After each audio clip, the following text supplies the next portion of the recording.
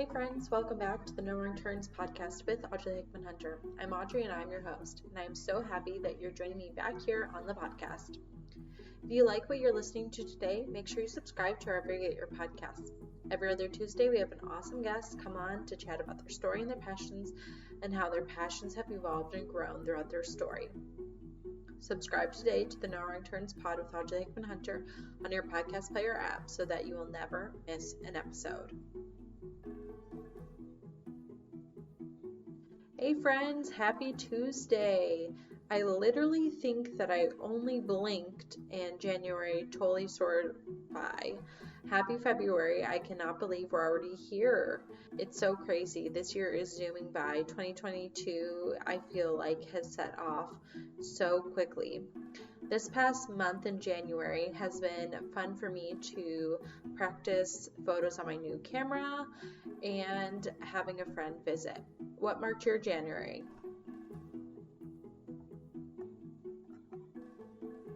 Listeners, welcome to our 47th episode with Anton Atkins. I met Anton years ago through my college friend Liset, who is his now wife.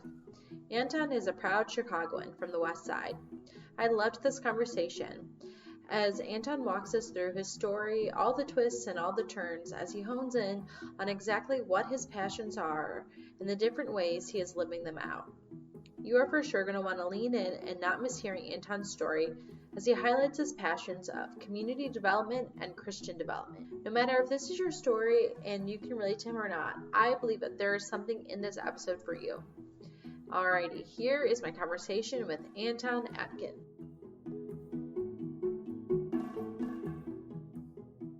Welcome back to the No Wrong Turns pod. Today on the podcast, we have Mr. Anton Atkins. Hello, how are you? Hello, Audrey. Thank you so much for having me. Honored to be here. Awesome. We are excited to have you come on and share your story and your passions. Before you get started with all of that, can you just tell the listeners kind of who you are, what you do, just like, a 30,000 foot view of who Anton is? Sure. I am a married man. July 24th will make 7 years. That's crazy. Yeah, it is. It really is. I'll be 7 years married. I have 3 little girls.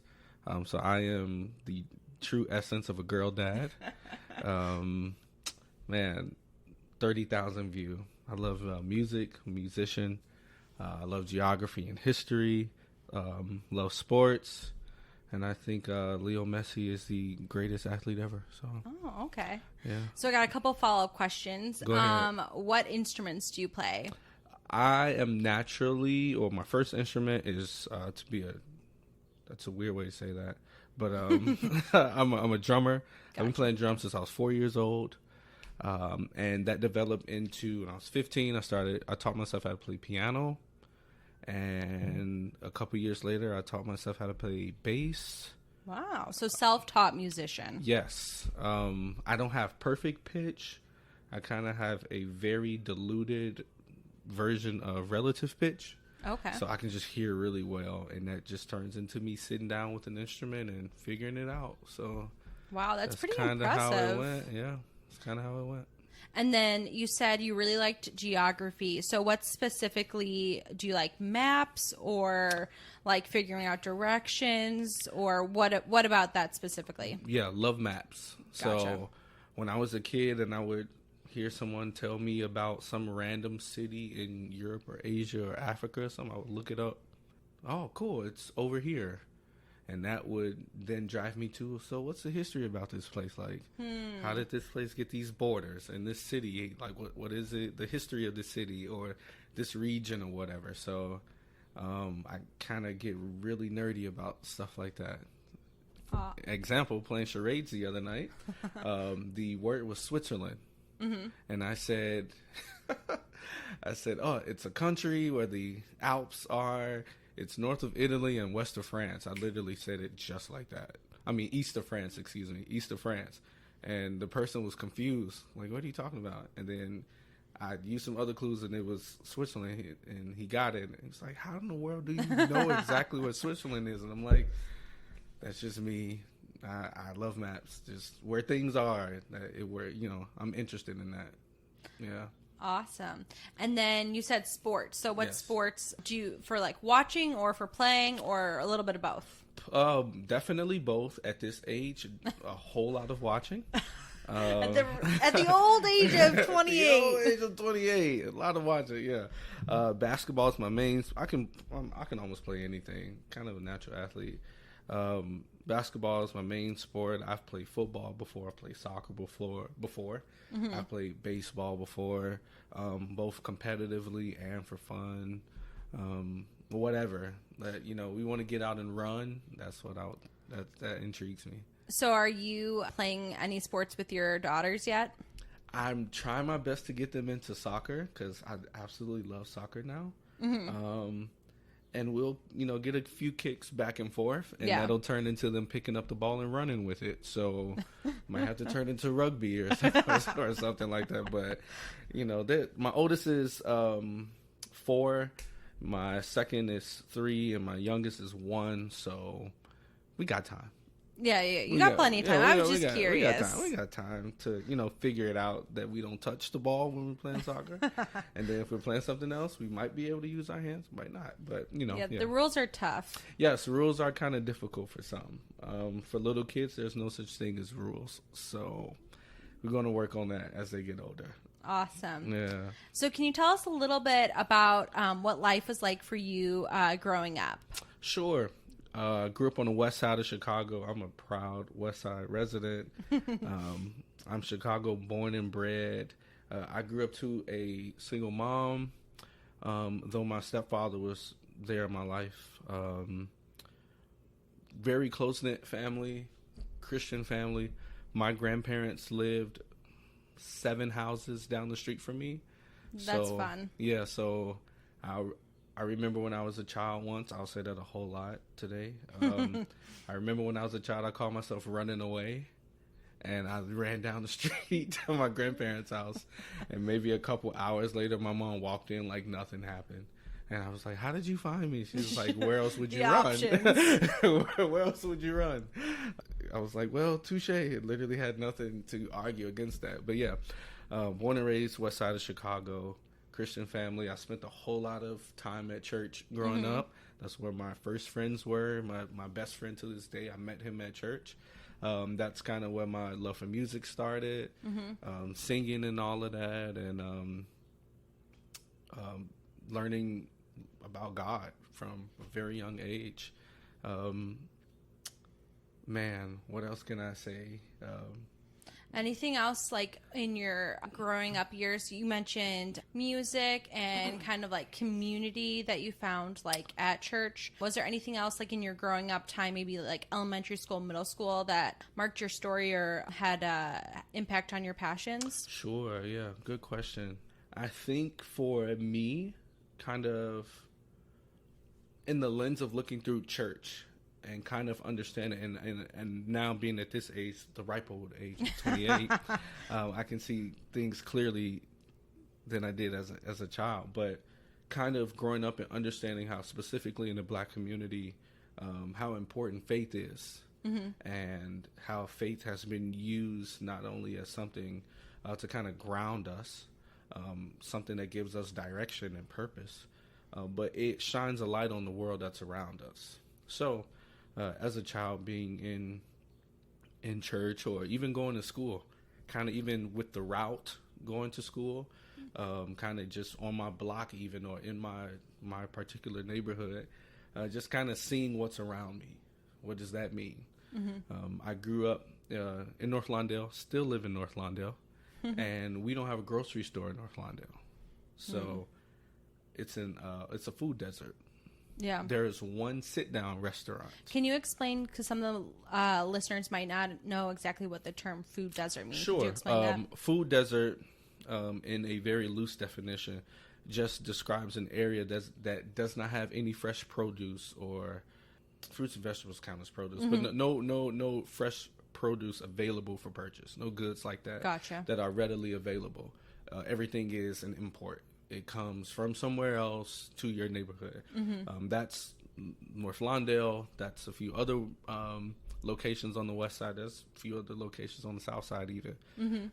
So seeing things like that where, oh, we're going to the grocery store, but we have to travel somewhere else to it. We're going out to eat. There's nowhere in our neighborhood to sit down to have a meal, have a dinner, together. You're passing by different places going home. Wow, this is a rundown building.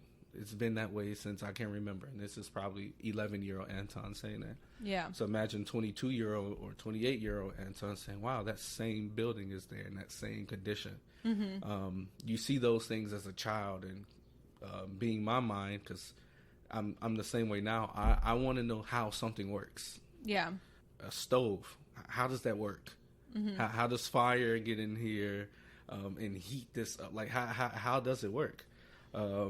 And that's kind of how my mind just traveled as a child, even until now. I think that's kind of where my passions are, as far as me understanding kind of the world that's around us, understanding a very small amount of that how, right? And trying to do my role and play my part in explaining that one and changing that too. And I think just with my life as a child, and even through my faith, through song, through sermons, through connections with other people in other communities, things just make sense. They start to make sense, and they start to shape and form my thoughts, my ideals, my passions, vision for life, things like that. Awesome. Yeah. All right. I want to pivot back a little bit to your story. I even though this is a big part of your story, and I'm sure it'll come up again. So when you were in high school, were you still interested in the same kind of things you were growing up? Or did some different things happen to kind of shift your passions? Or was it still kind of, you talked about music, church community, and your community in general. Did you still find those passions the same? Or were you kind of being exposed to different passions and things in your story? Yeah, for high school, I'll say my passions and my, I'll use this term, my knowledgeable passions. So things that I knew, on my mind. Yeah. I remember when I was a child, I told my mother, I want my name to be known in China. I remember telling her that. I was probably 6 or 7 years old. I remember telling her, like, I want people in China to know who Anton Atkins is. I kind of went to high school with that same mentality. Like, this is my chance. And I went to, here in Chicago, it's a school called Lane Tech. It is the biggest school in all of Illinois. Actually, fun fact, my grandfather also graduated from there. He's a great man. And I've never met him, but I know where he was groomed. Lane has a population of about 4,500 students. Each graduating class has about an average of 1,000 kids or so. So kind of big. So yeah, kind of big, not crazy, kind of big. It's also the most diverse school in all of Illinois, all of Chicago. So that was my opportunity to, big fish. Well, not big fish, big, huge bowl. Yeah. I'm a very small fish right now.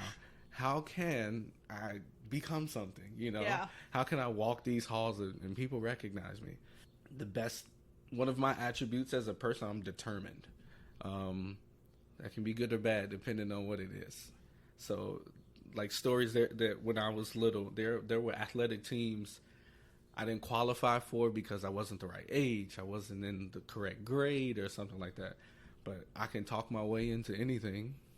I'm determined. I'll prove to you I can do it. If I want to do something, I'm going to find all the avenues to get there.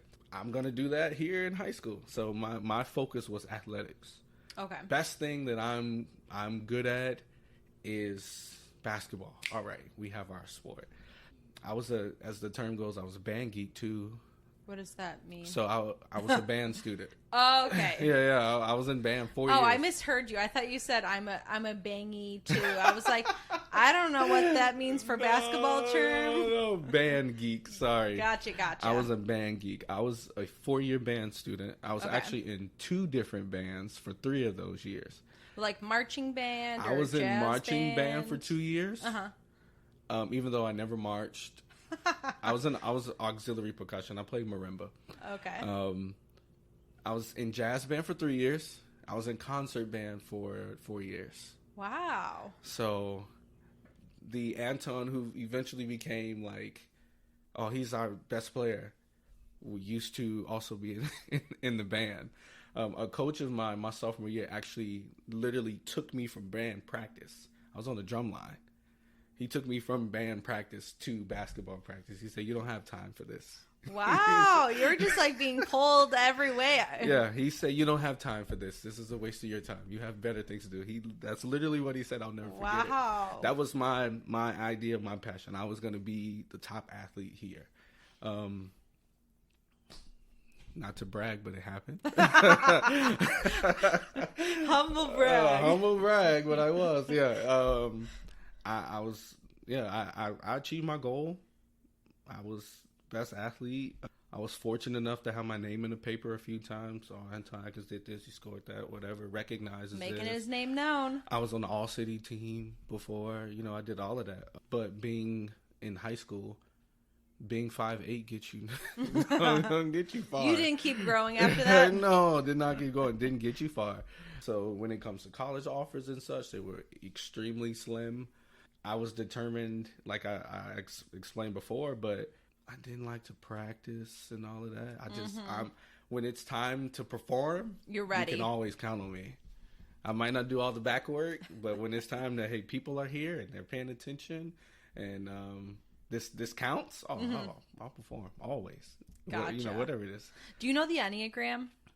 Yes, I do. I am an 8. Oh, okay, an 8. I was thinking maybe because 8's the challenger. Mm-hmm. Oh, that's me. And I was thinking also too, because you just kept saying perform. I think the 3 is the performer as well. I don't know it that well, but I'm totally an 8. Yeah. I can definitely see an 8 in you, but I was also, when you just said perform, I was thinking, maybe a little 3. I'm blanking on kind of the definition, but like if you read an 8, I felt like I just how'd you know that about me?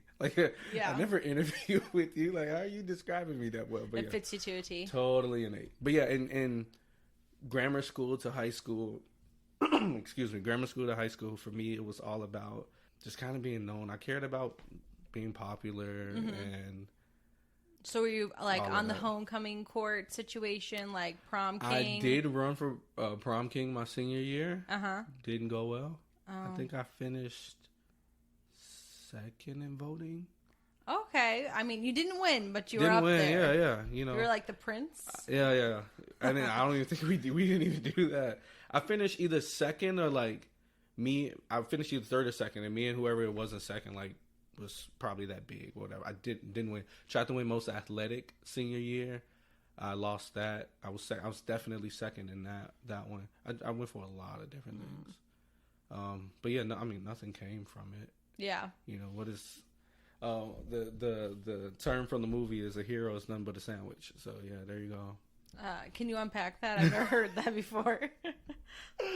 I'm forgetting the name of the movie, but it's essentially saying, hey, people who try to play the hero and save the day, like a hero it's literally a club sandwich. Okay. Yeah, okay. Hero is nothing but a sandwich at the end of the day. Like you get nothing from it. Nothing comes from it.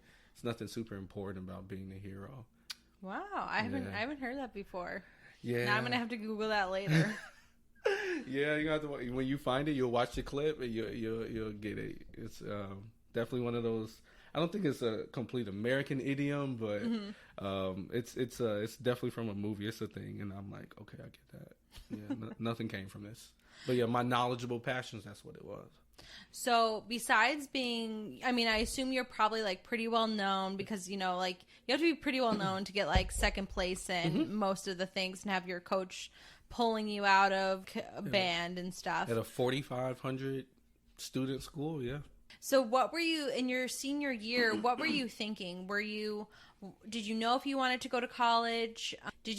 Were you thinking maybe taking a gap year? Did you know what you wanted to go to school for, or still a little unsure? Still waiting for the, athletic offers to come in, the bands to just call you. It was difficult for me because as a child, and it sits with me to this day, my mother said, it's important, and these are her words. She said, it's important for you all my brother and I have one brother, at least from my mom and my father, one older brother, he's a year older than me. She told us, she said, it's important for you all to be well-rounded. Don't get stuck into one thing.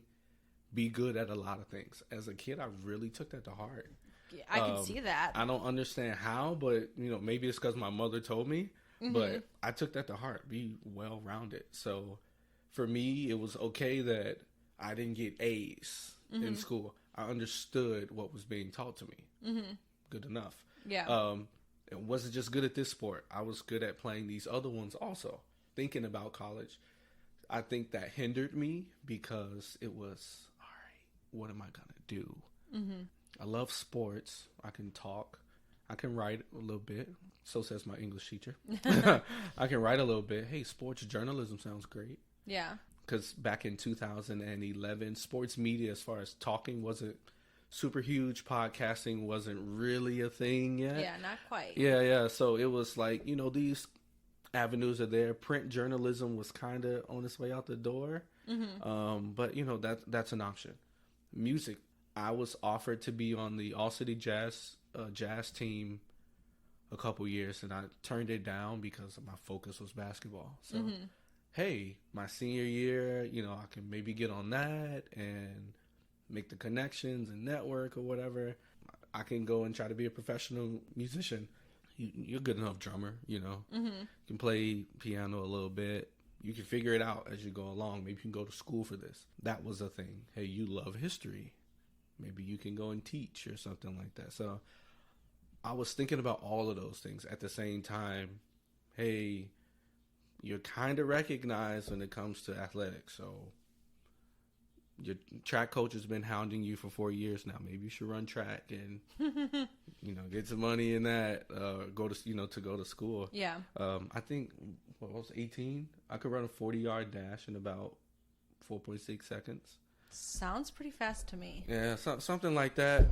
Maybe, so again, well-rounded. All of these options are there. But what are you going to do? Yeah, you got to pick one. You have to pick one. Or kind of at least narrow it down a little bit. Yeah, you got to pick one. So in graduating, I was like, all right, I end up going to and we'll get into this story, my first university that I went to, Aurora University.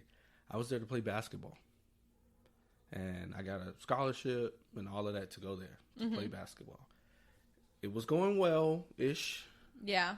I didn't officially play one game in college. I didn't play one game.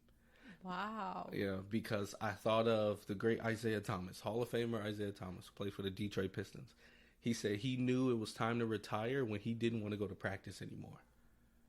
He said he was at his home, sitting by the pool. He looked at his watch. He said, it was time to go to practice. I didn't want to do that anymore. So he said he called and said, I'm going to retire. Wow. That was a thought that went through my mind. I had practice one day in my dorm, and I was like, I don't want to go. I'm done. So I love to say I retired. Did you call up your coach and say, I'm retiring? I went and met with him, and I told Coach Lancaster, I said, yeah, I'm going to take this year off. I want to focus on school. This transition has been rough for me, but that was maybe a half truth. Yeah. And, I just want to focus. He's like, sure, I understand. Okay. That's important. This might be kind of a culture shock for you. Really wasn't. Kind of was.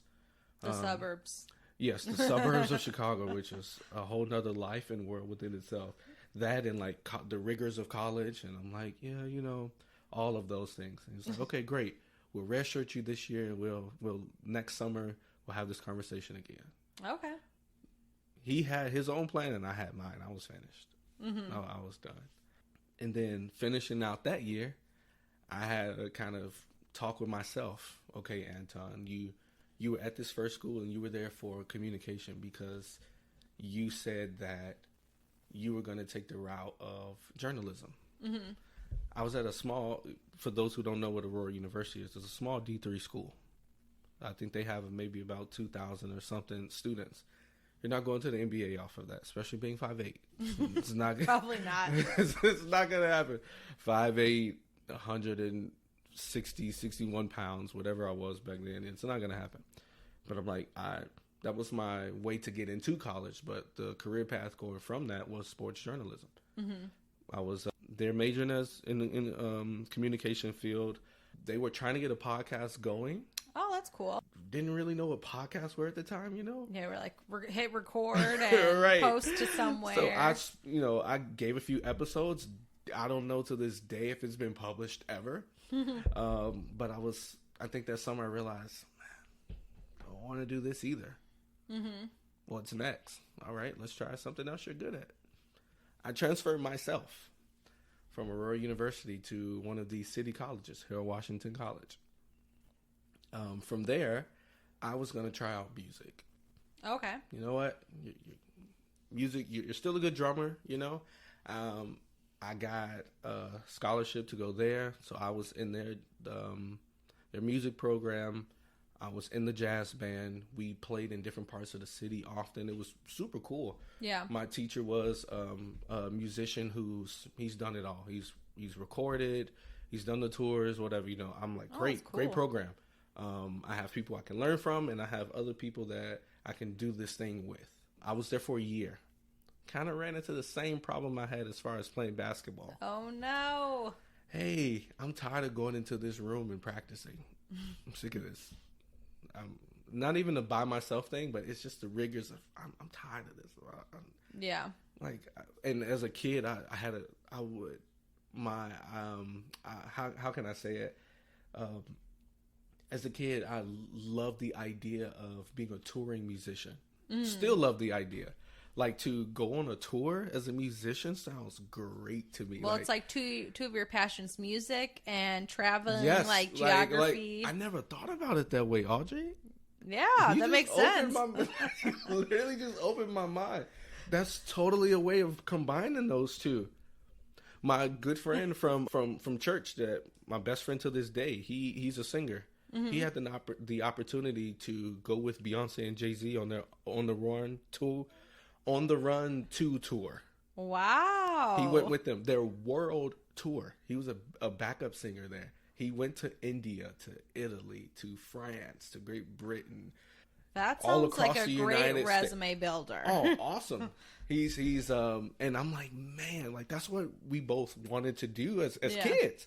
I'm, super thankful he got to live it out, Yeah, that's awesome. And I was like, man, it's so great. So being this 20-year-old kid now at Harold Washington, I'm trying to see that then. Like, this is my time. I can do this now. Yeah. Yeah, I'm tired of practicing. I don't want to do this anymore. A day of reckoning came where actually I'll even go to before I kind of got there in that place at Harold Washington. I'll never forget the day I was back at Aurora University in my dorm by myself. And I just had a moment where I like to describe it where God cornered me. Oh. And essentially, like, you can't run from this anymore. What is this? I've probably known, like, my whole entire life, but I always ran from it.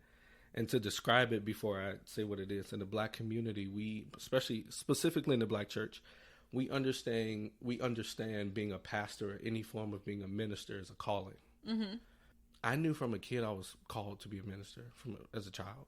I knew that. But you were trying everything else. Everything to get away from that. I didn't want to do it. Now that makes a lot of sense in, like, hearing the other parts of your story. I didn't want to do that. I'm like, no. There were people that I knew who would ask me throughout my life, like, have you thought about this? Hey, and I have cousins who's ministers and stuff like that, and they would jokingly ask me, hey, when are you going to preach your first sermon? I would laugh it off, like, get out of here. Like, that's not going to happen. Knowing inside, like, you kind of just touched a nerve. Like, if only you knew. And the term is running from God, but being on this side of it's like, no, you're not running from God. You're actually running right into Him at that designated moment in time. That's when it happens. And when I was at Aurora University that Saturday in the spring, probably in March or April sometime, that's when it happened. I ran directly into Him, and I remember saying, like, all right. I won't run from it anymore. Even though I still ended up at Harold Washington. So did you, after that, like, realization and, like, okay, God, I know what I'm supposed to do now. Mm-hmm. So did you tell anybody, or did you keep that to yourself? I kept it to myself for a little while. Mm-hmm. Like I said, that was spring of 2012. Excuse me. I kept it to myself. Mm-hmm. I don't want to talk about about that yet. It's still super Yeah. new to me. I don't even know what that means. Right. I don't know where to go from this point. But it was definitely a kind of thing. Like, to me, that's a to me thing. And I probably held it for a few months. And then when I transferred to Harold Washington, that September of 2013 is when I finally told my mom. Then my family found out, and it was kind of a, because I think I told her, she told them, but like, in a sense, it was a day of rejoicing. Like, kind of everybody knew. Yeah. Which was kind of something that was relieving to me because it was kind of confirmation. Wasn't something I imagined myself. Right. It wasn't like, oh, I have this calling from God, and it was just something I've been hearing for years. Like, people around me knew. This was something that since I was a kid they were seeing in me, and my parents and my great grandmother, God rest her soul, down in Mississippi. One of the happiest days of her life. She called me, to talk about it. That's awesome. She called me to talk about it, and my grandmother at the time was 80 something years old. She called great grandmother. She called me to talk about it. We talked about it. I didn't have much to tell her because again I didn't know what this meant really. Yeah. But yeah, we talked about it. From that point gone the process where studied and learned how to exegete and all this other good stuff. Exegete, breaking down the scripture, explaining what this ancient text is saying. But I was still at Harold Washington. Yeah, that's what I was going to ask you. I was like, what was going to happen next for you? Were you going to stay at community college to pursue this calling, or did you have other plans? I was still at Harold Washington, still playing drums and all that other good stuff. And it was like, okay, I can't have this calling to still be here trying to do music. That was another thing that played a part. Maybe I was tired of practicing because I knew me practicing. I was practicing, to use the term, for the wrong thing. I'm practicing in vain. I'm not going with this anymore. Yeah. So I'm still practicing. I don't know if that's what it was, but hey, eventually told my pastor, and all right, it's not just this anymore. So from Harold Washington, I then transferred to my third school. Lucky number 3. Lucky number 3, Trinity Evangelical. No, actually that's the divinity school. Trinity, skipping ahead. Yes, Trinity University. That's where I transferred to. It's a place that my pastor went, so he suggested I go there. So boom, here I am at Trinity, because it was important to me to not just have this calling in December 21st, 2013, right? 2014, I believe, was the day I gave my first sermon, like kind of this. And then the black church, anybody who is recognized as a minister, they have an initial sermon. The old school term is trial sermon. Oh. Because back then, when I say back then, I mean early 1900s, 1950s, 60s. I'll even go as far as the 70s and the 80s. You would legit have a trial sermon. And if you didn't do good enough, they tell you, all right, you're not ready. Wow. Okay, try this again. Which maybe in hindsight. So would that mean like, okay, like this was like not quite up to snuff, like to be in the regular rotation, so you need to go practice and learn more? Yeah, you need to go practice a little more. Which gotcha. Maybe in hindsight, maybe everybody doesn't have the strongest gift of communication. Right. But not, like when I went through that process, you still called it a trial sermon, an initial sermon. It was kind of the coming out. That's all. Gotcha. I didn't have to go try again. I didn't know you didn't quite They weren't like, all right, same time next month, maybe. Time next month. We'll see how it goes. Yeah, I didn't have to do that one. I went through my initial sermon. So then I got a question. Ahead. Sorry. Yeah, go ahead. So then after your trial sermon, like, does like the pastor or the elders or something like let you know, like a thumbs up, a thumbs down, to the side, or how do you know? Like, what happened that day? I'm just curious. I don't remember exactly. Like I said, that was December 21st. Yeah, so right before he kind of gave a public kind of compliment, Oh, okay. And I think back in the church offices, he just like recognized it was myself and someone else who was a deacon, one of our church deacons at the time, Deacon Laurie Monroe, or I should say Reverend Laurie Monroe, who's now with the Lord. We went together. He, encouraged both of us, and I had to turn around a week later and preach again. So Wow. I gave 2 sermons. My very first time, I gave 2 sermons within like a week and a half's time. Wow, that's a lot to prepare for, like, for your first, like, Yeah. go around. But again, stuff like, let me tie it together then. Mm-hmm. I wanted to, when I finally accepted my calling, I wanted to prepare. Mm-hmm. So I mentioned before, hey, when the lights come on, you know, that's when you can call me. Yeah. You want to go practice? I'm not trying to practice, you know. Mm-hmm. But when it's time, then you can count on me. When it came to preaching, and I was a minister within our church, so really in an evangelical term, I was like an elder. Mm-hmm. I was a church elder at 21 years old. Mm-hmm. There were people who literally saw me at birth at that church. And here I am now in a position of authority. I didn't want to just be the person who now had a license to preach. Mm-hmm. Or, you know, I wanted to learn. I wanted this time around to prepare, to study, to practice. I wanted it this time. Wow. So all the other times all you're like, the other times. Call me when it's game time. call when it's time to suit up. Yeah. I'm there. But no, this time it was, no, I want to learn. I want to get into this book and study the people of the book, the region that these stories are told. I wanted to study and learn. That's what took me to Trinity. Mm-hmm. I gave 2 sermons, but I didn't want to wait. I didn't want to push it off. I was young still. I was 21. Mm-hmm. This was the 3rd school I went to. So I was still kind of in a place where I would say adulthood was kind of on hold. Right. In a sense, I was married already for a couple months. About 6 months. I was already married. So in some people's eyes, I was completely an adult. Yeah. But to me, sure, I was an adult, like, as far as responsibilities, but I still had time to go and learn and such. Right. So that's what I wanted to do. That's what I did. I was at Trinity. Mm-hmm. I was at Trinity, and I was not married yet. I hate that I mess up my dates all the time. That's okay. This was 2013. I was not married yet by the time all of this happened, and then me being at Trinity. And I wasn't indeed married, and I was like, you know what?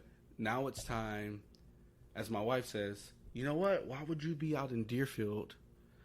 And Deerfield is a suburb for listeners who don't know. Why would you be out in Deerfield, Illinois, which Deerfield is probably about 35-ish minutes outside of Chicago to the north? Without traffic. Without traffic. Yeah, do not try to go to Deerfield anywhere between the hours of 2 and 6:45 because you will be in traffic. Why would you be out there as a biblical studies major? Because even though it's a Christian liberal arts school, that's as close as you can get to studying scripture. Why would you be a biblical studies major when you can come here to this place called Moody, where I am, and you can be a preaching major, biblical exposition? It's like, wow, it's a great idea. So smart. Transferred to Moody. Here we go. School number 4. Here we go. I'm in my 4th school. Transfer myself again. I'm like, this is the last one. I can't transfer again. Because now after all of those times in high school, senior year, trying to figure out what am I going to do? At 18, it took me 4 years to figure out this is what I want to do. But, you know, that's right, okay. No wrong turns. It's a great podcast, I heard. Yeah. No wrong turns. And at the time, you can kind of see it that, man, I made a lot of wrong turns. Great analogy. Great podcast name. I've made a lot of wrong turns in these 4 years. I've wasted my time. And for those of you who can't see it, these are air quotes. Yeah. I've wasted my time at this one school. I've wasted my time at this other school. I've wasted my time in this major and this major, doing this and this and this and that. And not understanding that everything that we I won't even say everything that we go through in life is a part of our story. It's our journey. To use the term, it's our lot in life. Where these events, these instances, these scenarios and such, it adds to who we are. It adds to the direction of life that we are going in. And me ending up at Moody was very difficult. I'm married.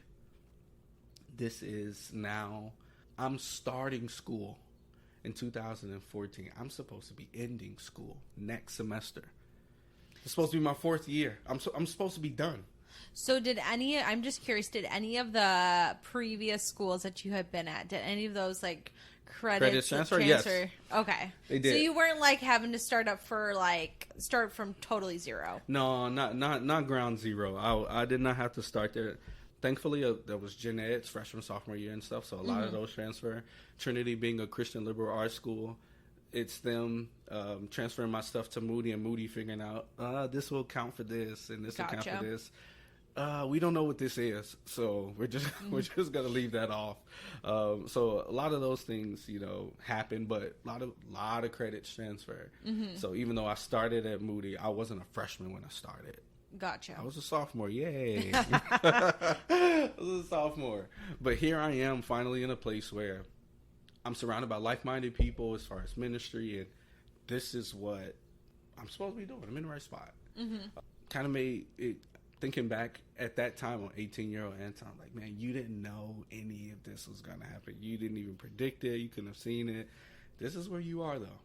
Whether you're happy with it or not, like, this is where you are. You're in the right spot. At least you can say, like, all of those years of running, you think you're running from God, like he has you in the exact place he wants you to be at.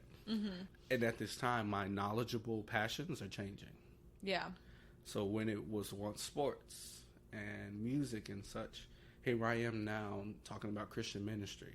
And in the midst of talking about Christian ministry, here I am also realizing those things that I was talking about as a kid, those economic things where we have in the community these dilapidated homes and food deserts and all this stuff. So this idea of Christian ministry is now mixing itself with community development. Like, how do you get this at a Christian, not even a Christian college, at a Bible school? Right. This is a Bible school. Everybody at this school majors in something and Bible. Yep. Not just, I mean, there's no arts and I was a biblical exposition major. Biblical exposition, which is a very fancy word for preaching. I was a preaching major and Bible with a, not even a full minor in urban studies. That was my thing. As I'm here at Moody, I'm understanding, all right, who am I as a minority in this predominantly white school? Who am I here? What the theology that I'm being taught, how does that compare with the theology in which I grew up with? Who am I here as a young black male married around single kids? Single kids from whatever state, and the only parts of life that they know, which some of them told me, was like, yeah, I was at a Christian camp and I just, live with my parents, and here I am at Moody. Like, at one point in time, that was me, but here I am now at Moody, they're 18, 19 years old. Here I am, 21, 22, 23 now. Like, how, what's my identity in this place? There's a lot of asking those questions, and as I matriculated through Moody, figuring that out. It was a rough time because it got me into some trouble. As far as one thing about being an Enneagram 8 and a challenger, and one thing about knowing who Anton Atkins is, I'm speaking my mind. I don't like this. I'm going to let you know I don't like this. I don't agree with it. I don't agree with this. It's got me into some good places, and it got me into some bad places before. I had those instances at Moody where at school we had some racial conversations that came up that I wasn't at the center of it. But just voicing my opinion, sometimes that pushed me to near center, I'll say. And it just kind of made me think. So I appreciate it, looking back on it, not being there now. Like, yeah, that helped me think. That helped me realize now how, as I saw myself, as I moved through Moody, I wasn't just married. I finished Moody as a father of 2 at 26 years old. So it wasn't just like understanding who I was, but where am I going to go from here? Now that I have this Bible education, now that I've met these friends, now that I can kind of explain things about the world around me, how's that framing me? How's that shaping me? Those were some of the things I was thinking about. And that, as I use the term, that knowledgeable passions, that's where I ended up now, where I can say I'm passionate about community development and Christian development. That's what I'm passionate about. It's not a, I won't say it's not a, some people have asked, how do those two mix? If you look at it from a theological standpoint, they mix. If you don't look at it from a theological standpoint, they can stand apart from each other. We've seen it since forever. You can have Christians doing this one thing, and you can have urban planners or whoever, community activists who aren't religious at all build a community. We've seen it. It's definitely possible. But in my mind, it's building the two, putting them together. Jesus spoke about the kingdom of God is at hand. In the Christian world, we see that as an already not yet. That's a term that's out there. The kingdom of God is something that's already here, yet it's not yet here. And what do those things look like? So if the kingdom of God is here, what are we seeing? What should we be seeing? What should we be doing?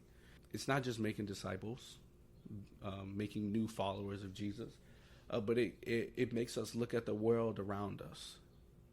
So if Jesus said that the kingdom of God is already here, what was he doing here building the kingdom of God? It's a really intriguing question that I asked myself some years ago.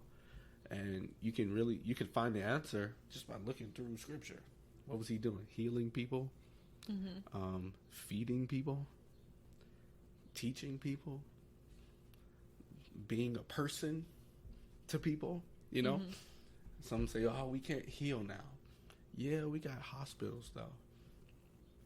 And we have the ability to make sure that hospitals are accessible, hospitals are funded, that people have health care.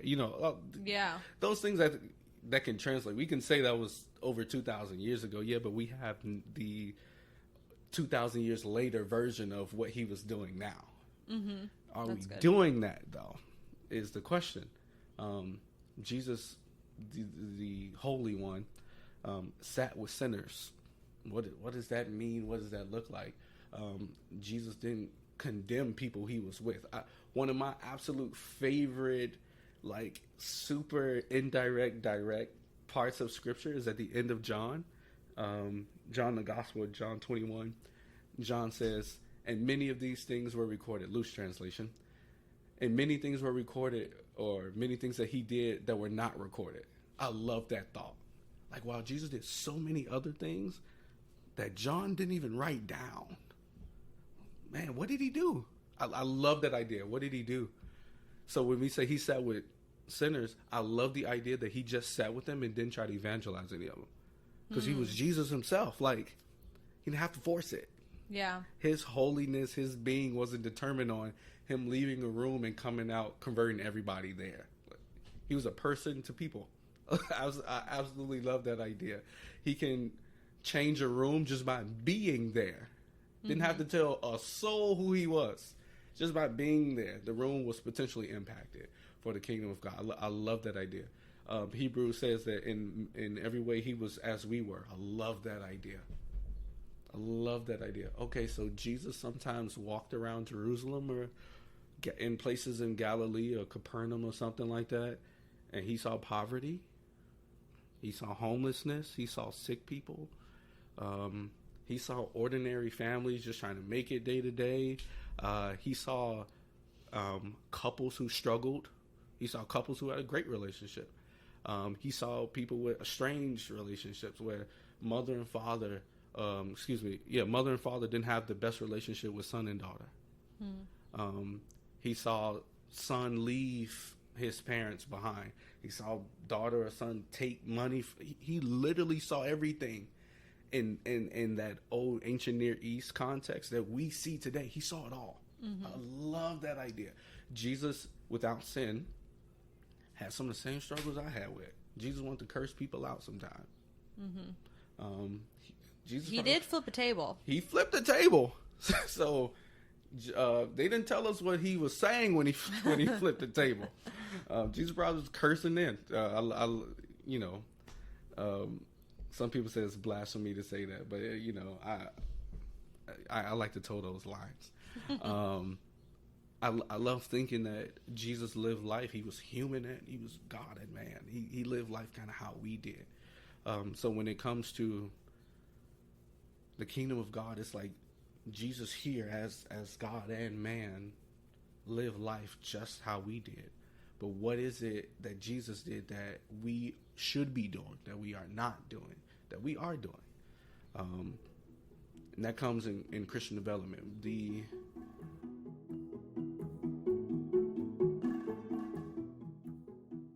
This week in our sponsor spot is our guest's new cafe, Cafe Calidad. If you're listening to this podcast on the week that it releases, then this is also the opening week for Liset and Anton's grand opening for their new coffee shop. They are located at 3455 West North Street in Chicago's Humboldt Park neighborhood. Their hours of operation are Monday to Friday, 7 to 2, and Saturday and Sunday, 8 to 3. On their menu are a variety of options, from a classic drip or a cafe con leche to a fancy matcha latte. Or if you're not in need of caffeine, they also have tea and hot chocolate options. Additionally, they source vegan donuts, so you can also have a tasty treat with your drink. If you're in the Chicago area, go check out Cafe Calidad. Show notes will have all of their information so you can find them. All right, back to Anton's story.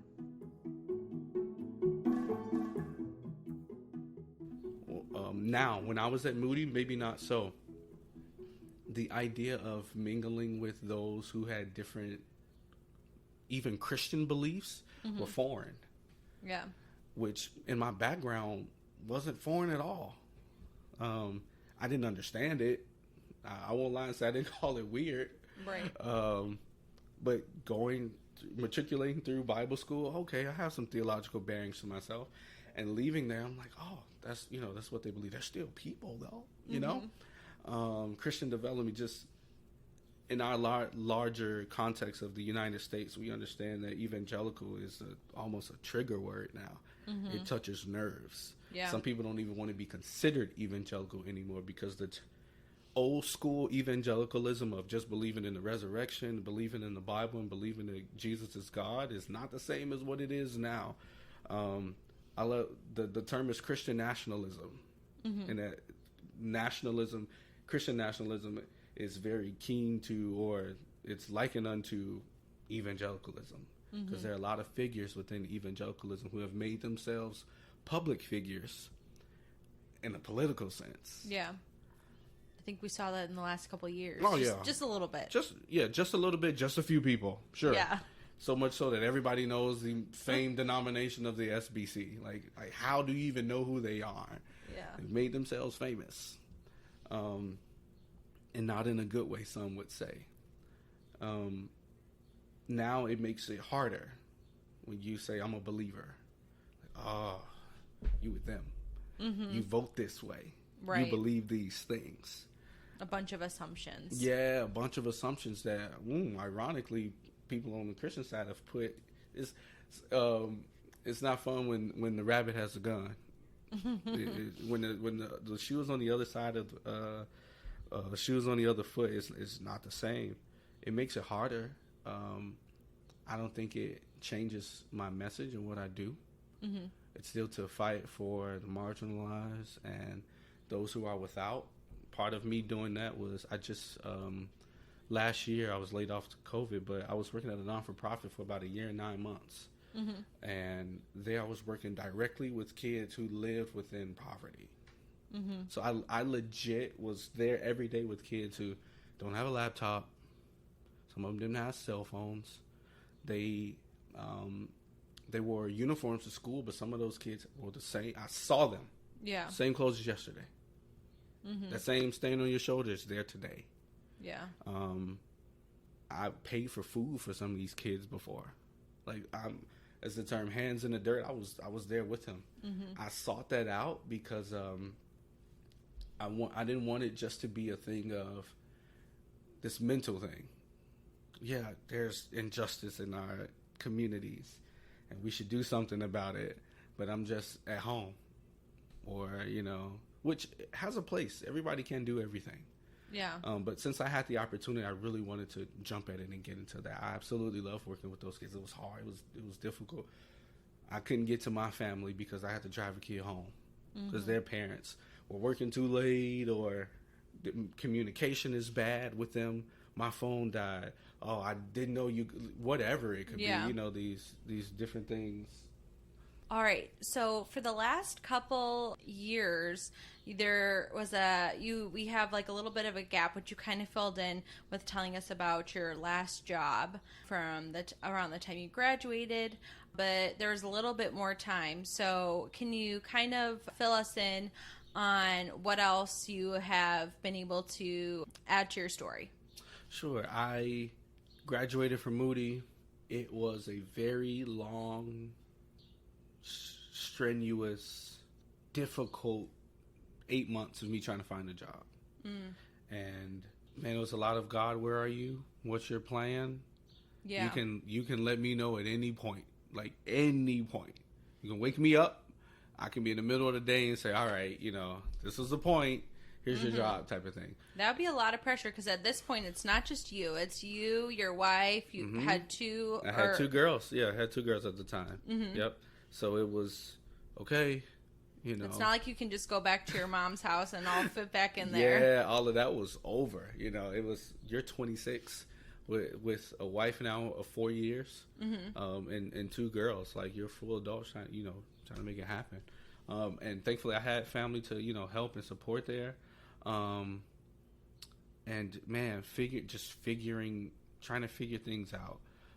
And I found a job at this nonprofit where, interestingly enough, full circle, I was nonprofit called Breakthrough Urban Ministries here on the west side of Chicago. Great organization where they help those experiencing homelessness, with their adult network. And then in the youth network, they have a bevy of programs, sports related, arts related, as far as either dance, broadcasting, an after school program, all a myriad of things. Yeah, my husband, he actually volunteered with Breakthrough for like a feeding, like doing meals at one of the kitchens. Yeah, one of the kitchens. Yeah, cool. I've done that before. I definitely wanted that experience of doing that. It's really cool because I kind of run into those guys anyway. But yeah, I worked at Breakthrough. I was there as an athletic coordinator. So here I am years later, not professional in any type of sports, but I'm here in kind of community development in sports. I kind of saw it as a full circle thing where I didn't get into this per se as like my life's earnings, but here I am in my now passion, what I believe is like the passion, Here I am, and sports is involved. How cool is that, That's awesome. And all under the umbrella of serving in ministry. Yeah, exactly. Getting to have community and build community and have your sports passions, all of those things all coming together. Yep. And I was so grateful. Number one, the pain of the last 8 months are over with.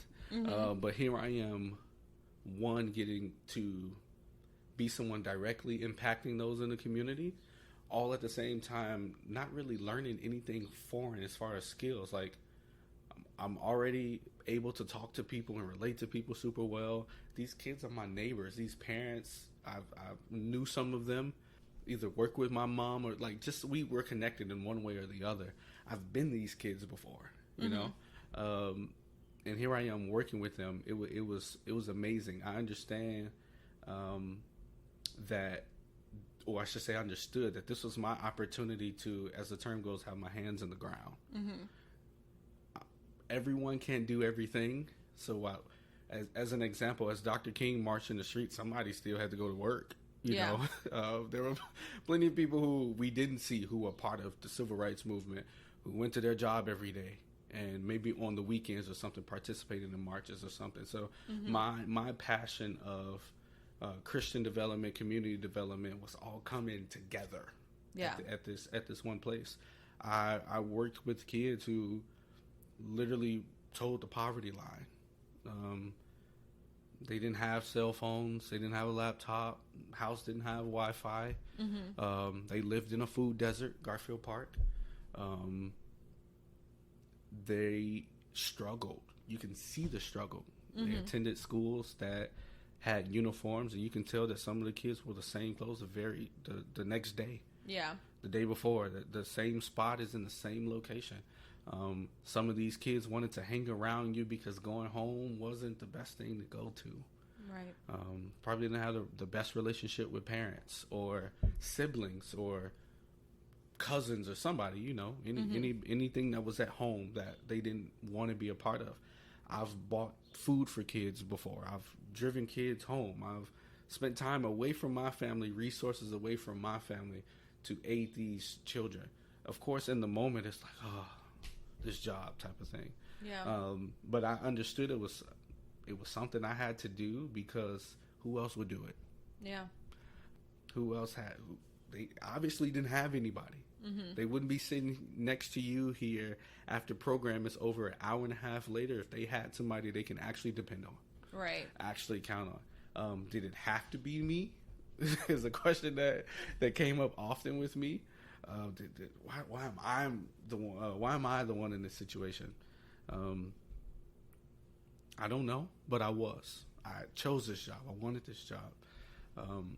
I didn't try to be a hero. Hero is nothing but a sandwich. I didn't try to be a hero. I just wanted to be somebody that helped them along. A professor that I had at Moody, Clive Cragen. He had a saying that I'll never forget. I love it so much. He was talking about evangelism, though. He said, you're just a link in the chain. The chain of somebody's salvation story or somebody's life. You're a link in the chain. Oftentimes, we think of ourselves as the one bringing the chain to wrap around somebody's head. It's like, no, you're just a link. So a lot of these kids, I was just a link in the chain. Yeah. There were sometimes I maybe put, two links together, or there were other times I was just linking, And you won't see how that turns out till you get to heaven. You won't see it. It's not for you. If we're doing it for God's kingdom, it's not for me to have my back patted, or someone to bring me flowers. Never happened anyway. Didn't expect it because I know it wasn't about Anton being here. Big shift. Talking about elementary school and high school. I wanted the lights. Yeah. I wanted the attention all on me. Can't say that that's not something that's completely withdrawn from me. But I knew that when it came to serving a bigger purpose, I'm playing a role. And the best thing I can do is be the best at playing this role that I'm in. And it was rewarding doing that. Very rewarding, being a part of those kids' lives and just seeing them grow and develop, experience new things together, some of them for the first time, being in this part, that part. One of the joys that I had in being in that role as an athletic director was being over the boys' mentor program. So you had kids from the neighborhood come here every Thursday night at 6:30. All right, it's mentor time. And it was a struggle finding mentors just with schedules and people who could commit for only a small number of weeks and stuff like that. But I made it a point that I would be consistent, not just because it was my job, because I could easily, I can find a speaker or I can find somebody else do it. I wanted to spend that time with them. These are young men ranging anywhere between 12 or 13 years old, all the way up to 16, 17. Young, impressionable age, and those who are trying to figure out life. Here I am, 26, 27 years old. I'm in another place with them. Some of them have said, I've never known anyone your age who's married. Never known anybody your age who has children. Like you see your kids every day? Like, yeah. I saw them this morning. I'm going back to them, like, when I leave here, like, wow. Oh, that's different. Yeah. And it's like, I understand what they're talking about. I was them before. It was weird for me to, like, you're young and married? Like, whoa. I only know older and married people. People 50, 60 married. Like, you're 20-something and married? Like, whoa. That's new. That's important. It's important to be visible, to be seen in those areas for those these kids to see that stuff and for it to be normal to them. That's the thing, for it to be normal. To have things in their lives that you would possibly see on TV or Instagram or something, like, oh no, this is my life. I know married people. I know fathers. I know mothers and everything that are in their lives actively doing this, you know, taking care of them, all of that. They know that.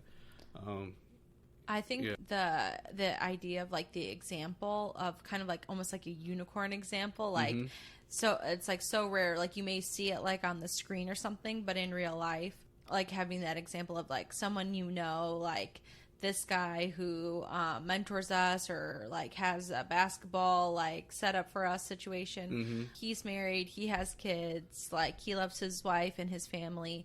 Like seeing that, even if it was just like one time or just for the season, I think can make a big impact. I'm trying to remember what it was, but recently either on a podcast or a story that I heard from someone, they were talking about some like a vaguely similar story about when they were a kid and they saw, it was just like they're just describing a pretty normal, quote unquote, normal family situation, just like mom, dad, and kids, and that they thought like one day like that's gonna be me, like this is what I want my life to look like.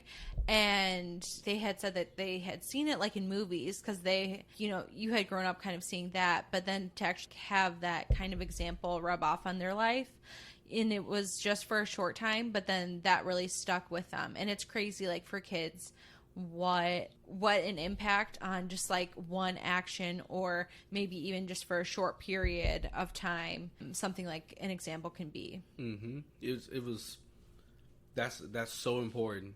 You know, those instances, what seems to be like a one-off thing, like that can actually be life-changing. My community, North London, if my statistics are correct, is in the high 90s of just African American. I, at 14 years old, went to the most diverse school in all of Chicago, in all of the state.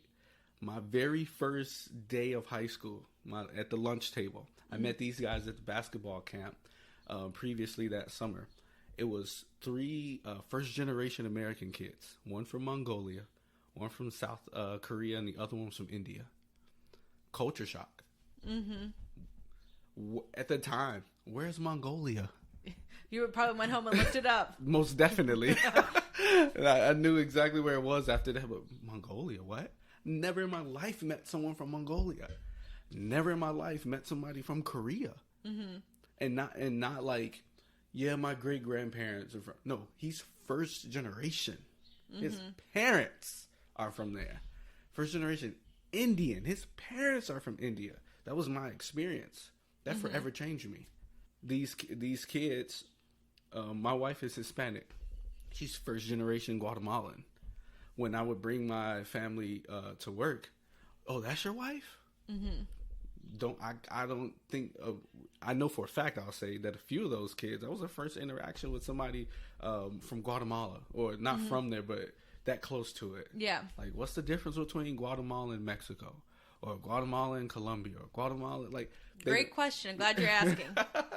Great question. I have an answer for you. I actually have an expert right here. Somebody who knows. Let's get the expert. Yeah. Let's get the expert in that. Like those and I would see the kids. You would see their eyes. Like, wow. They pop. Because it was like, wow, this is cool, interesting. I've never experienced it before. I've never talked to a person like this. That's the kind of the beauty of the life that we have now, that you can see things on just different social media, and it seems like it's a world away, and it's like you live in a world-class city, Chicago. It's here somewhere. It's definitely here. And for me, just being at that job, no longer there, my mission hasn't changed, but as far as Christian development, community development, it's for me doing God's work. So what does that mean as far as me talking about my ministerial calling? Mm-hmm. Well, Anton, are you at a church currently? Are you pastoring a church currently? I'm not. What does that look like for me, really? I don't know, honestly. To be frank, I'm still young. I'm 28. Who knows what the next 10 or even 5 years look like? Mm-hmm. For me, I could be somewhere. You know, I think that's within my life somewhere. But I know and understand that pastoring has different faces.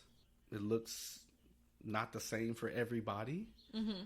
I use the civil rights movement as an example. I'll go back to that. Dr. King was a pastor, and he spent majority of his time, adult life, not in the church. Mm-hmm. He marched a lot. He met with leaders a lot. He was the pastor of 2 different churches, but yeah, that was part of what he did, but a lot of it was marching. Same with the guys that were with him, Reverend Abernathy, Reverend Jesse Jackson. A lot of them weren't just, the traditional way of what we see pastors and preachers to look like. Mm-hmm. You're at the church doing church work and blah, blah, blah. For me, it's within the streets. Mm-hmm. What does it look like out here? That idea of the kingdom of God.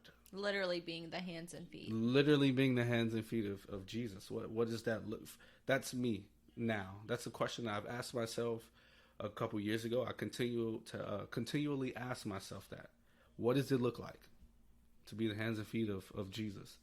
If the kingdom of God is at hand, as Jesus said, at hand, the Christian term of already and not yet.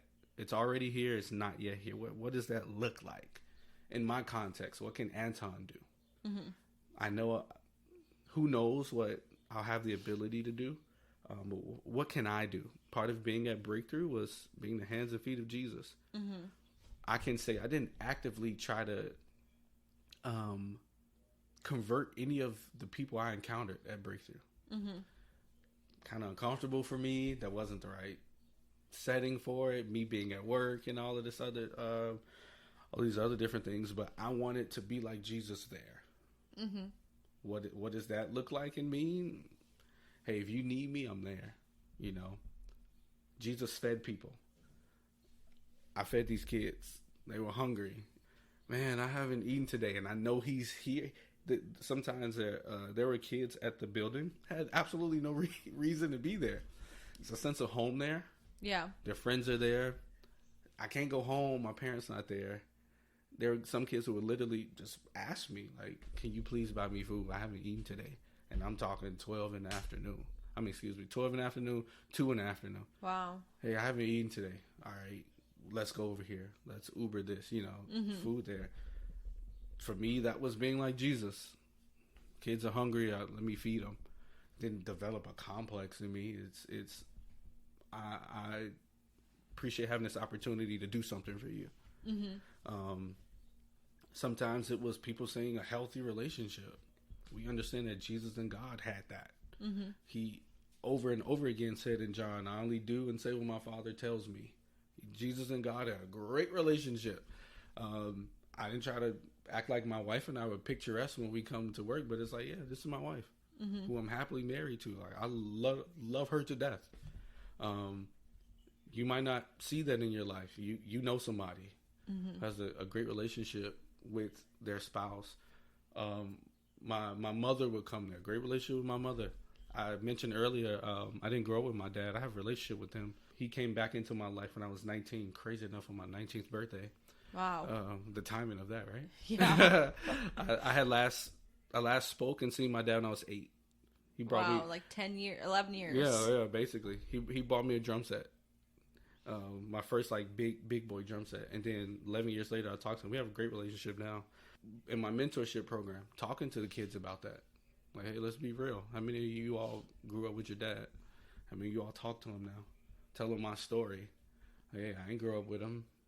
He's from Mississippi because my mother went to school down there. Mm-hmm. And I'm in Chicago. He moved to Milwaukee and moved back home. He's 11 hours away from me, mm-hmm. physically. We call and talk. Like, that's the best we can do right now. Like, letting them know there's hope for their situation. Might not talk to your dad, but it's like, you can. Yeah. It's available if you want that. If you want that, it's there. I'm an example that It's possible. Like, hey, they saw my brother. My brother came up there and coached the game, referee, brought his own team. Like, yeah, this is who I am.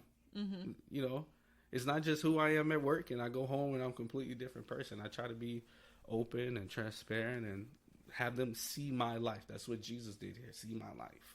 They knew who his mother was. They knew who his family was. People would ask Jesus, like, if tell us who you really are. Like, I told you already. He wasn't being secretive at all. Trying to do different things. And I try to be that in my capacity. Right now, since I'm not at Breakthrough, I can say that it's kind of shifted. So I'm not hands-on in the sense of directly working with kids. My wife and I are opening up a coffee shop. Oh, wow. Yeah, you're moving at the wrong breaking time. News. I just am hearing this now. Yes. In North Lawndale? We were looking at Little Village. Oh, okay. So Little Village, North Lawndale, It's pretty much the same area. Yeah, just kinda, like neighbors. Right, North Lawndale, South Lawndale. We don't have to get technical into that history nerd here about the city of Chicago. I was once a tour guide, so I can tell you whatever you want to know. I joke, but we're trying to open up a coffee shop. So now it's like it's an economic development. We understand or know now that some people are hands and feet every day, and some people got to go to work. Yeah. Dr. King marched and such, and the people who went to work funded that. The SCLC, Southern Christian Leadership, they funded that. We all have a part to play. I want kids now through our coffee shop, and hopefully this isn't the first and last business, but even more. There are children who need a place to work. All right. I have a business where I can employ you. That's so awesome. You don't have to ask, hey, you got to... I can employ you here.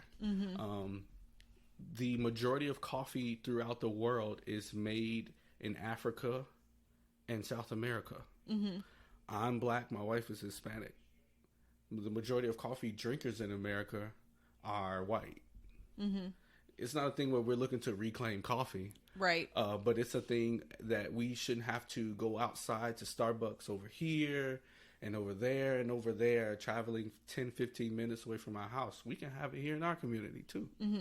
We can teach you coffee, where coffee comes from, That's how coffee's awesome. made.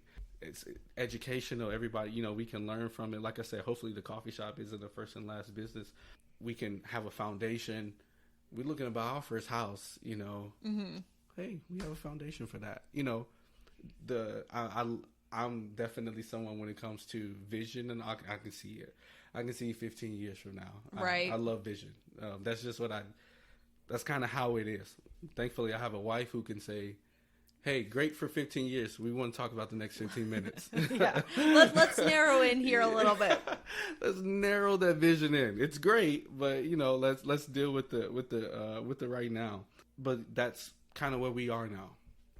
I'm still going to be the person who I can have a conversation about, justice and equity and all of that, but it's now not necessarily me being the person who's on the ground every day, meeting with people and such. It's on the economic side where that's greatly needed also, access to wealth. That's what a lot of minorities do not have, as we know, due to redlining, prison, school to prison pipeline, like so many different, the war on drugs, all of that. That's a whole nother podcast episode. Yeah, maybe we'll have you back for a part 2. It's a whole nother episode, but that's our thing now. That's what we focus on. This is just the beginning. So well, that's super exciting, and I can see from that like business possibility idea that you guys are pursuing is kind of cool to see all of your passions kind of just like snowballing and like rolling into that, because even though you're saying like, oh, it's not hands-on, it's not you're saying that, but in my mind I'm thinking I think it is, because people are going to be coming in from the neighborhood, and you're going to be, like you just said, like having the opportunity to employ who you want to employ and be able to have like an impact and example and just do life with those people you come into contact that way. That's true. I might be interpreting it wrong. Yeah, it's a great way to look at it. It is hands-on too. Yeah, that's the plan. just a different angle, I yeah, guess. Yeah, different perspective of it. Yeah, totally. But yeah, that's kind of how we want to do it. You know, I'm thankful for places like Breakthrough, but so many of the kids, you know, like I work there, we try to build connections with those who can employ these kids or give them internships and all of that. Like, how great would it be? You don't even have to be a part of like an organization. Like, call me. You know, you know me, or somebody, you know, somebody that knows me. Hey, my kids need service learning hours. You know, for people who don't know what that is, part of Chicago public schools, you need 40. I think it used to be 40 when I was there. It was 40. I mean, excuse me. So. Yeah, you need I think it was 40 service learning hours to graduate. Like just that means like volunteer just stuff. Yeah, volunteer stuff. Like, hey, my kids need hours. Okay, bring them back tomorrow. Yeah, you know, I got something for them to do. You know, anything like that. But yeah, it's a place where we can be a part of community development. So we don't have to worry. In a sense, we can be a part of the process that we can get rid of or slow down gentrification or, you know, community disinvestment or something like that, where the same buildings I saw as a kid that I drove by on my way to school, I can now be in a position to buy that building and I can house somebody. We don't have to wait for somebody else to do it. Yeah, it's already within our community, somebody from our community understanding the situations of the people here, and we can improve that ourselves. We don't have to wait for government programs, government funding, or something like that. Like, it's something we can do, you know. But it brings up the value of everything. Better schools, you can get more money for schools, property taxes and such, which, you know, so things like that. Hopefully, again, me talking about vision. Yeah, I'll be excited to see what happens in the next couple months and like year or so, how that goes. Yeah, trying to secure a location right now. We have everything. We literally have everything else. We've done all of the back work, legitimizing ourselves as a corporate entity. Our machines, the equipment, this and that. Like, we have it all. We just need. This is so exciting. We just need some place to put it. When you get the place to put it, let me know, and I'm gonna post it so I can tell the listeners about it. So that would be awesome. I appreciate that. We definitely appreciate it. Yeah, it'd be a cool place just to, you know, a lot of work from home people now. Yeah. So come get you some good coffee, and vibe out, get your work done. Love it. Yeah, that's awesome.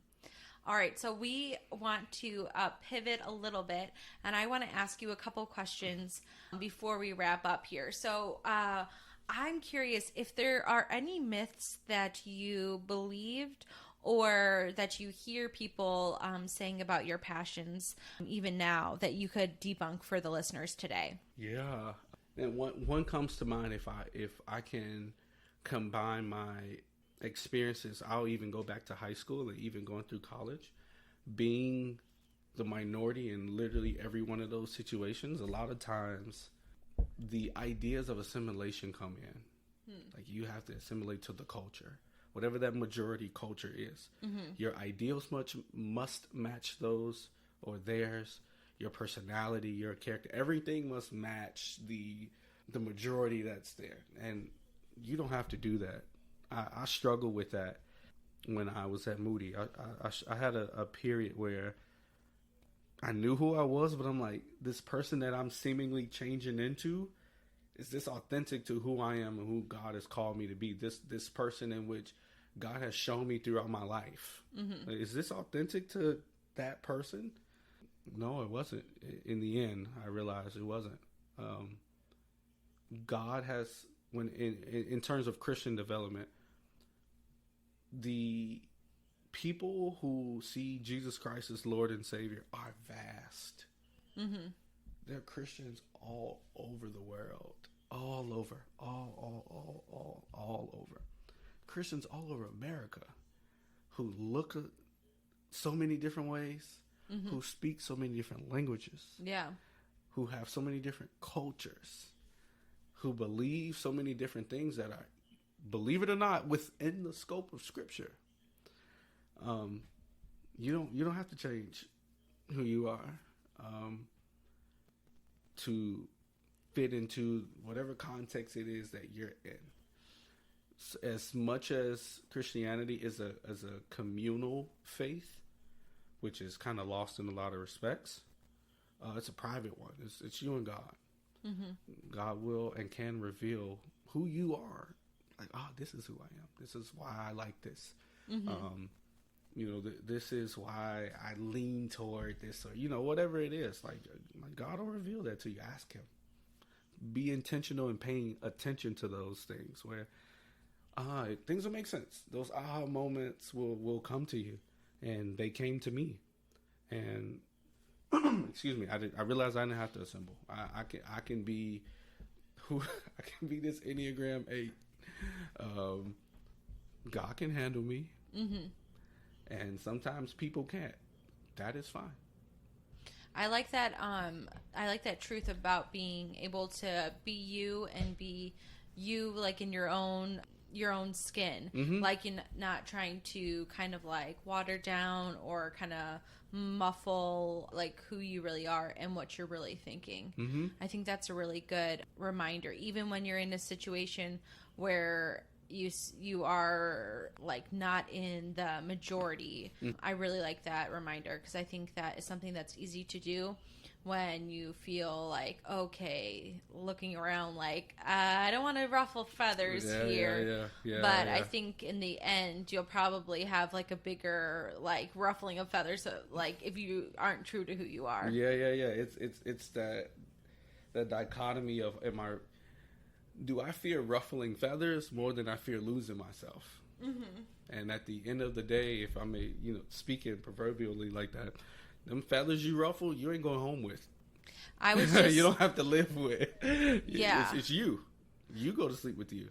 I was just listening to a podcast today. Do you know Christine Kane? Yes. Yeah. She was talking about this idea, about you're probably going to have some feelings of either like sometimes like living in obedience to God, you may feel some pain, and like that's true. But she said there also is pain in like rejection of like when people don't like what you're doing. But she was like, but later on there also could be like rejection and pain from like not following what God had for you. So that idea just sounds exactly what you were sharing about. Like there's going to be pain with rejection, but there's also can be pain with obedience. But the pain from rejection is way worse than the pain from the obedience. She's on the money with that one. She's definitely would, and I guess indirectly that's what I said. What I believe. Like if you're on the side of right, your time will show you're on the side of right. Yeah. Those people who spoke against you and spoke against what you were saying, they're the ones who will have to do whatever they have to do to make peace with the right, that they were on the wrong. They're going to have to do that work.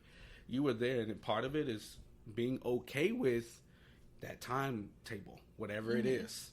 You spoke truth. And kind of say this to myself, there are just instances where whether it was at Moody or outside, where I said something and people didn't like it, and I'm like, I have to get used to it. Say things that people don't like, and it's not like I'm the wise one, or I see this ahead of time. In any of those things, it's just when right is right and wrong is wrong, and you speak it right, it's like, hey, and especially in our social media life, you say something and you don't see the likes or the comments. When you look for that stuff, you're already in trouble. But yeah, Christian development, you don't have to assimilate. Be true to you. That if one thing my kids will learn coming from their father is be true to you. Whoever you are, be true to that person that God made you, because He didn't make a mistake. There's some things that you might have to fine tune. Right. I have a mouth on me. And it's not just talking, but it's voicing my opinion. I've had to learn throughout the years when to do that and when not to do that. I can be right about something, but if it's from the wrong perspective, with the wrong intentions, if I'm looking to harm with the right, they're not going to hear you. That's not on them, that's on you. Yeah. but still, you're going to have to learn to be true to you when it comes to Christian development. Community development, it takes time. When it came to redlining being a legal thing, and to explain redlining, I believe it was FDR's time of redeveloping America. And there was a bill that came from the United States government about developing the cities all over again. And these developers drew literal red lines around the maps of certain cities. These red lines were predominantly black communities. These were the places where you didn't have to develop. So in Chicago, that's how you get the historic Bronzeville. Mm-hmm. Bronzeville is a black community. But rich Hyde Park to the south had redevelopment. Woodlawn had redevelopment. South Shore had redevelopment. The west side of Chicago in the 50s and 60s was a Jewish community. There was development there. The Austin community up until the 70s still had a really big size of white Americans there. There was redevelopment over there. The north side, it was, so in all of these cities, Cincinnati, St. Louis, Chicago, Milwaukee, New York City, all of these places, they were redlined. And these were bills that were passed in the 1930s. Here we are in 2021 having a fight with redlining that still that existed. The new version of that is gentrification. Mm-hmm. Those who of a higher economic status who use their opportunity to come into disinvested neighborhoods and take advantage of the disinvestment. June 8th, so funny that today is the day, I made a Facebook post 2 years ago talking about gentrification, giving a really simple, watered-down definition, saying that the difference in gentrification is subtle, though the impact is great. It's a difference of two statements. One is, I found a great place to live. Mm-hmm. The other is, I found a great community to live in. Somebody who's looking to find a place, a really cheap place where they can fix up and put their money into it. Yeah. They are looking to create a community within a community. Mm-hmm. But those who found a great community to live in are looking to be a part of something that existed already. That's good. And I love when it reminds me on Facebook. I was like, I don't know what it was, but like God gave me an idea. He gave me an idea that day. It's hard to fight these systemic issues when it comes to community development. The school to prison pipeline, kids who are at a certain reading level and certain grade scale, if they trek in this area from grammar school through high school, there is a pipeline, quote unquote, that will lead them straight to prison. Mm-hmm. It's not a real pipeline, but it's something that we've literally seen. Mm-hmm. That it's real. Like a lot of people who are in prison had these same grades and stuff like this within school, and they end up in prison. I think I forgot what. I think it was called just like 13th on Netflix. Oh, the 13th. Yep. That, I think they have a really good explanation. Yeah. If you're not familiar or just need a refresher, or I had some knowledge, but it had so much information in there. I thought it gave a pretty good overview of that if you're interested in learning more. Yeah, directed by Ava DuVernay. I believe it was 2013 when she came out with a documentary. 13th, it talks about the 13th Amendment. The first article or first clause talks about the abolishment of enslaved people, but then there's the second half of the second clause of it that says everything but imprisonment. Mm-hmm. So in a sense, legally, prison is legal slavery. According to the 13th Amendment. Not something that I made up, but that's how it is. That's what it looks like. So when you're fighting these systemic issues, redlining, school to prison pipeline, the economic disparities within our nation when it comes to the majority and minority cultures. The Department of Justice did a study, I believe in 2015, that saw that the Chicago Police Department is one of the most corrupt police departments in the nation, as far as their practices when it comes to false arrests and all these different things. So when you're a part of a community that's living under the thumb of the Chicago Police Department, where you can get pulled over for whatever reason, when you're fighting all of these things, it seems like God, Lee, how am I going to get out of this? You know, Right. how can you find hope in this? To quote Sam Cooke, when will change come? You know, but as he said, change is going to come. We've seen it before. I talk about history during the days of slavery. Man, how in the world can we get out of this? You have proponents like Sojourner Truth and John Brown, Harriet Tubman, Frederick Douglass, who were prominent figures in abolition. Eventually, we got out of slavery. Then we endured Jim Crow and separate but equal. How are we going to get out of that where we can't even drink out of the same water fountains? Our houses, we deal with slumlords. We can't even get a fair wage because I'm black, they're white. I can't even get hired for this job because I'm black, they're white. I can't live in this specific neighborhood because I'm black. All of these different things. We made it through to a certain extent. We're not just in Bronzeville in Chicago anymore. We're in Bronzeville. We're in Hyde Park. We're in Woodlawn. We're in South Chicago. Some of us live in Streeterville. Some of us live in Lincoln Park. All of these different neighborhoods. We've made it through that as well. We'll get through this. The time will come, and when it comes to community development, fighting the myth that we can't do it. Yes, we can. Si se puede. Yes, we can. We can do it. Obama ain't the first person that thought about, yes, we can. But we can. It's going to take patience. It's going to take determination. It's going to take drive. It's going to take being purposeful. It's going to take strategic moves. Opening up coffee shops and businesses and such where we're not just looking to make $1. We want to have impact on our neighborhood for the good, and not for something that's just a turnaround for us to make money and build our own vats, but something that years later the community is feeding off of this. This is a success because the community thrives off of this place being here. Yeah, and I love that idea of, like, when you were talking about the employees, like, kids will be like, oh, I worked there last year. You should go there. Now I'm, like, like, moving on up, doing something else. But I like that idea. Yeah, so it's those things. That's us being strategic. We might not be doing it in this area, but we're doing it in that area now. And some may think it's difficult in a very specific way that I'm black, my wife is Hispanic. But Hispanic people they know the struggles that black people have. They've gone through their own. Again, my wife is first generation American.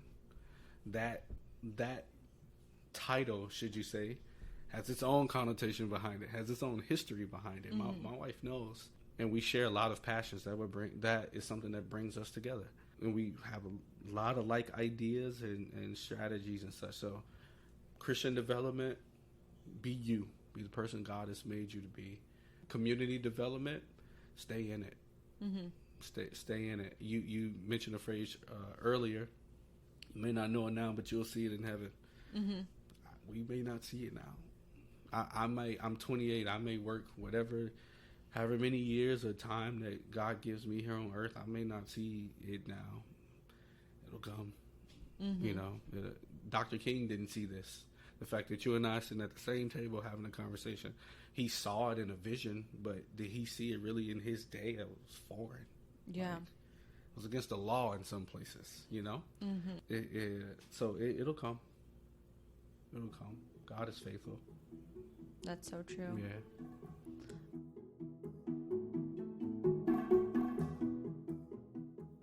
Thank you, listeners, so much for joining us each week as you listen to our awesome guests come on and chat about their story and their passions and how their passions have evolved and grown throughout their story. I am so humbled and honored that you would choose to download and listen to these conversations every other week. Thank you so much. I am so grateful for you. Could you do me a favor? If you've not already, can you subscribe to the podcast in whichever podcast player app you're listening to us on today?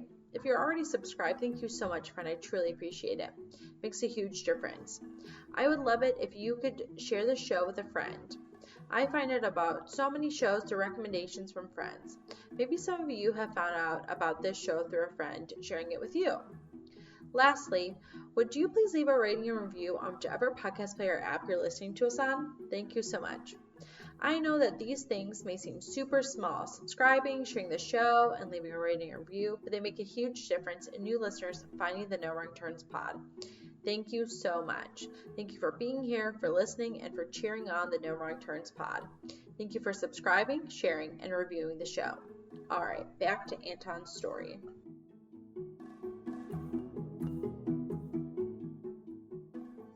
Awesome. Well, I almost don't want this conversation to end, but I have one more question for you. Yeah.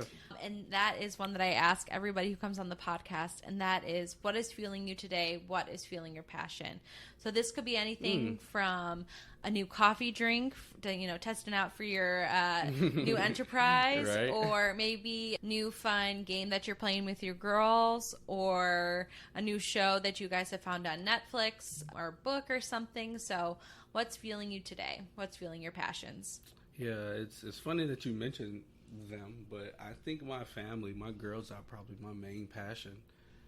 They, again, are 4, 3, and 1. And I just think, what world are they growing up in? Mm-hmm. What will they see? I don't even know the name of their generation. What will life be like for them when they're in their 20s? Yeah. What will this community that I live in and love so much, what will it look like? Will they be stakeholders in this community, or will they just be here, or they move because of whatever reason it is? My grandfather, and really even other parts of my family and different family members, they all came to North Lawndale. They've been there since. My grandfather came in 1969. There were some people who came even before them. I have a long lineage of being in this neighborhood. Mm-hmm. Part of that is not just pride of being from here, but it's like, hey, I've been here this long. Like, we should lay more than just roots of generational roots. Like, we should own some stuff around here. Yeah. I see that for my girls. Mm-hmm. It might not be me, might not have been my mother or people before me, but the Atkins Woodruff clan, like, we know them from North Lawndale. Mm-hmm. I don't think that's out of the realm of imagination. Making your name known. Making my name known. Making my name known, but now in a good sense. Yeah. Not just so Anton can get glory.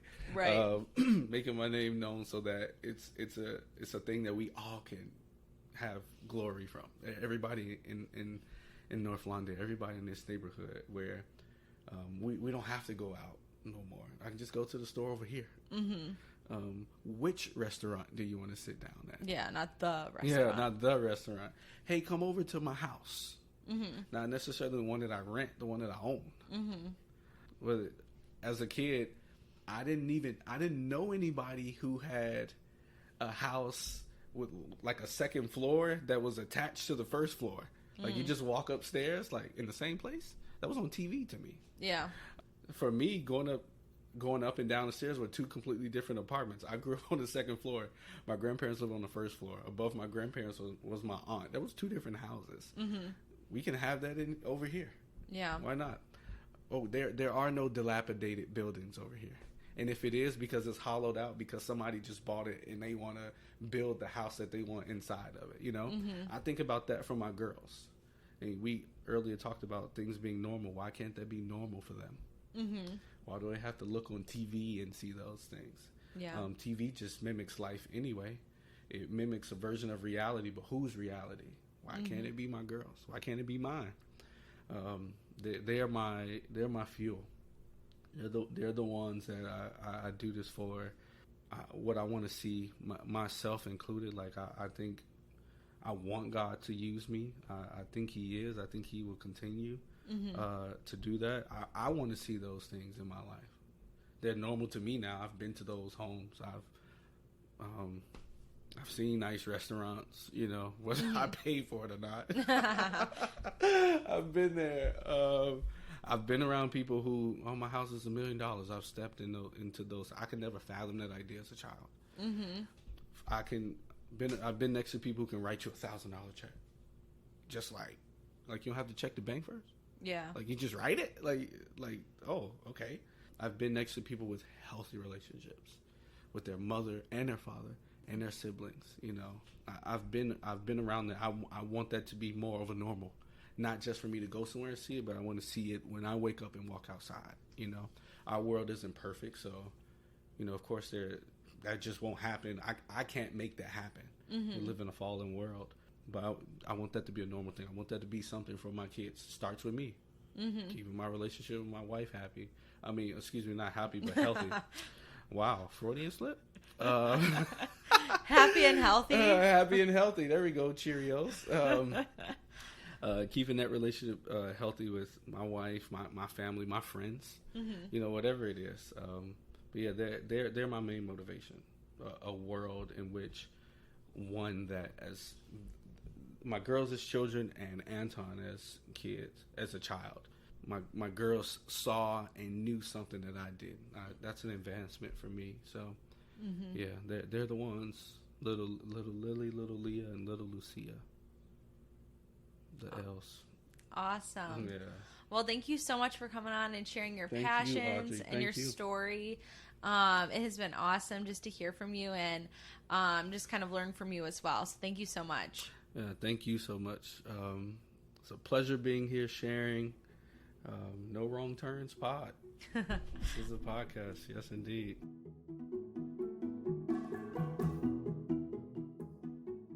Friends, this was an amazing conversation with Anton. In addition to Anton telling us his story about his passions, he also dropped so many quote gems and history facts. One quote that has stuck with me from this conversation was when Anton said, "Christian development, be you. Be the person God has made you to be. Community development, stay in it. I may not see it now, but it will come." I love how this quote embodies and connects these two ideas of Christian development and community development, his two passions. The idea that God made you to be you, and how community development is a long process, and maybe something that you might not even see in your lifetime. I hope that we are all encouraged today from Anton's story and his passions. My prayer is that you would consider what God has for you and what He might be leading you to. See the show notes for our music credits. Alright, enjoy your week. If you enjoyed this episode, please share it with a friend. And I will see you back here next time with Emily Aborn. She is a content writer and owner of She Built This Group. Emily helps businesses elevate their messaging and find their voice and reach their goals. Hey friends, you have just listened to the No Wrong Turns pod with Audrey Hunter. I'm Audrey and I'm your host.